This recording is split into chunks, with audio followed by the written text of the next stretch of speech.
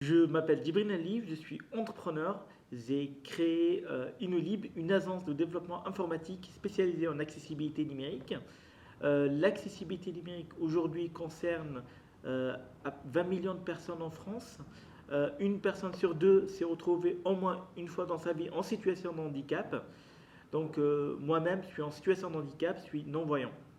Du coup, en fait, moi, je suis formé, je suis issu d'un parcours en sciences cognitives et en psychologie. J'ai fait un master 2 en management des ressources humaines. Ensuite, j'ai décidé de me lancer en entrepreneuriat. J'ai créé Inolib. Inolib est une agence de services numériques. On a quatre pôles de travail. Un premier pôle où on fait du conseil et de l'audit en accessibilité numérique.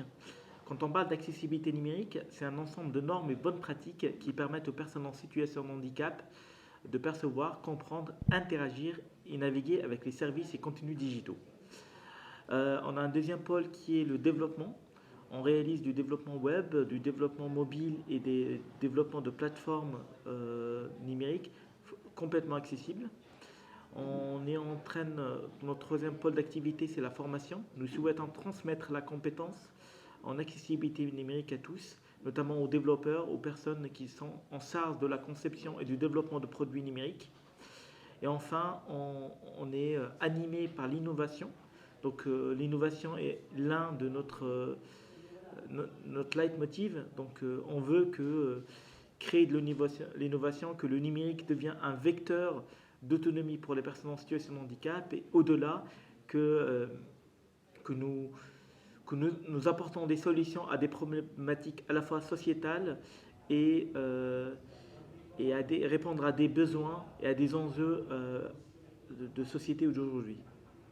Donc en fait, aujourd'hui en France, tout le monde utilise le numérique. Moi, je suis confronté à, en fait, ce qui m'a poussé à lancer Inolib, je suis confronté à des difficultés au quotidien. Il y a 2 ans, à la naissance de ma fille, je voulais faire l'inscription à la maternité. Bah, tout simplement, je n'ai pas pu le faire moi-même parce que la plateforme de mise en place n'était pas accessible de la maternité. Donc j'ai dû trouver de l'aide extérieure et ça m'a beaucoup frustré pour remplir mon rôle de papa. Récemment encore, j'ai pris un taxi et je voulais payer avec la carte bancaire à la destination. Je me suis rendu compte en fait que c'était pas accessible le terminal de paiement. Il était tactile et non vocalisé, donc j'ai dû communiquer mon code bancaire au chauffeur de taxi. Donc c'est toutes ces frustrations au quotidien, toutes ces difficultés, ces barrières au quotidien qui m'ont poussé à créer Inolib.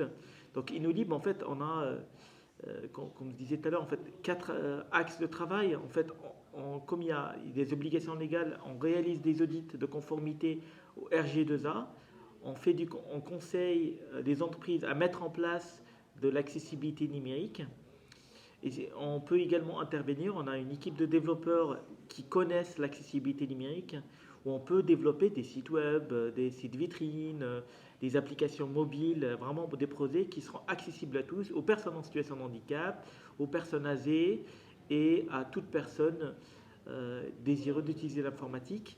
Un site web accessible, c'est un site web ergonomique, c'est un site web qui est agréable à utiliser pour tout le monde. En fait, nos valeurs aujourd'hui, c'est l'innovation, le partage, l'entraide. On veut être acteur et participer à une société plus inclusive. Nous œuvrons au quotidien à une technologie inclusive et qui prend en compte les besoins de chacun. On veut vraiment devenir acteur d'un numérique responsable. Inolib est une agence de développement informatique spécialisée dans l'accessibilité numérique. En fait, nous, on réalise des prestations de développement classiques, c'est-à-dire en fait en prenant, par exemple, si un client vient nous voir, il veut développer un site web, on essaye de développer le site web sans surcoût et en prenant en compte à la fois les besoins en accessibilité numérique, les besoins en ergonomie et de design. Donc c'est un site web qui soit utilisable par tous, de la personne en situation de handicap visuel, aux personnes âgées, à la personne qui a aucune difficulté dans la vie, peut utiliser le site web que nous développons. En fait, Inolib est né il y a 2 ans suite à une participation à un programme d'initiation à l'entrepreneuriat chez Q. J'ai eu cette idée, j'ai participé à 4 mois d'ateliers qui m'ont permis de découvrir l'entrepreneuriat. Ensuite, j'ai été accompagné par l'association HUP. Je suis toujours accompagné par eux sur 2 volets. Un premier volet coaching, c'est l'adéquation homme-projet, où on a travaillé qu'est-ce que l'entrepreneuriat, qu'est-ce que ça implique par exemple. Et un second volet qui est la construction de l'offre et du business plan. Où j'ai bénéficié des bénévoles d'Ashop qui m'ont aidé à mettre en place le business plan. Suite à ça, j'ai candidaté à Lyon Startup, où je suis arrivé à la demi-finale. Donc Lyon Startup, c'est un programme d'entrepreneuriat pour les startups.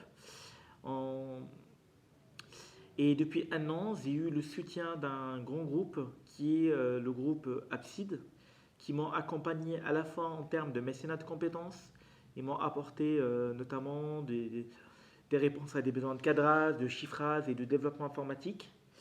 Et, euh, et surtout, en fait, tous ces programmes, aujourd'hui, on est incubé à l'incubateur Manufactory de l'Université de Lyon. Et ce qui m'a permis aujourd'hui d'arriver jusque-là, c'est tous ces acteurs qui m'ont soutenu.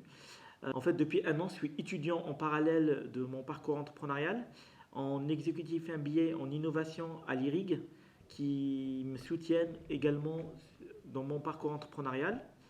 En fait, c'est l'ensemble de ces soutiens de tous ces acteurs qui a fait aujourd'hui qu'Inolib est né. Aujourd'hui, on est 6 collaborateurs avec et beaucoup de partenariats. On travaille on a des alternants, des salariés bientôt. Aujourd'hui, on a à peu près 20 000 euros de chiffre d'affaires et on est en train de se développer. En fait, aujourd'hui, on a signé avec des grands groupes. On a été sollicité par La Poste, par le groupe Abside et de MH qui nous soutiennent et qui croient en nous. On est aussi en train de travailler avec d'autres, l'écosystème lyonnais, notamment en innovation. On travaille avec l'école télécom de Saint-Étienne pour des projets d'ingénieurs.